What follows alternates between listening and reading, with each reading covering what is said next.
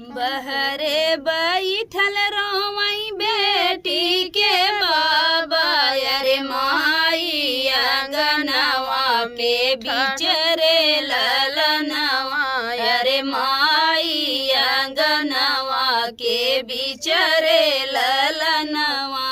गड़िया पकड़ी रोवई बेटी के भैया, अरे आज बहिनी भैलू पर आई रे ललनवा, अरे आजू बहिनी भैलू पर आई रे ललनवा।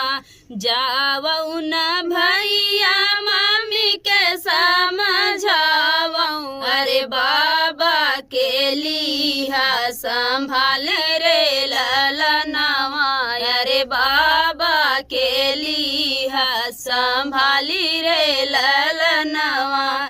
फिर लौटी आई भैया सावन महीनवा, अरे बहिनी के करिया इंतजार रे ललनवा, अरे बहिनी के करिया इंतजार रे ललनवा। लिहले जन्म भैया दोनों एक कोखिया, अरे कैसन विधाता लिखे भाग्य रे ललनवा, अरे कैसन विधाता लिखे भाग्य रे ललनवा। बाबा जे तो दिहले घरवा दुआरवा, अरे हमके जदी हले निकाल रे ललनवा, अरे हमके जदी हले निकाली रे ललनवा।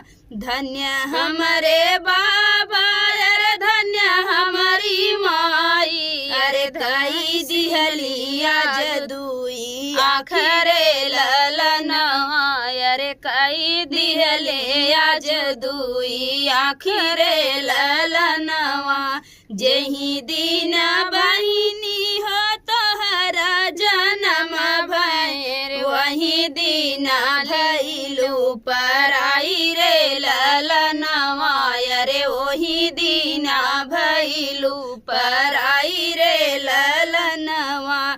जत बाटू बहिनी हो तू ही दूर देसवा, अरे कई दिहलू घरवा, अरे सुन रे ललनवा, अरे कई दिहू घर सुन सान रे ललनवा। तो फ्रेंड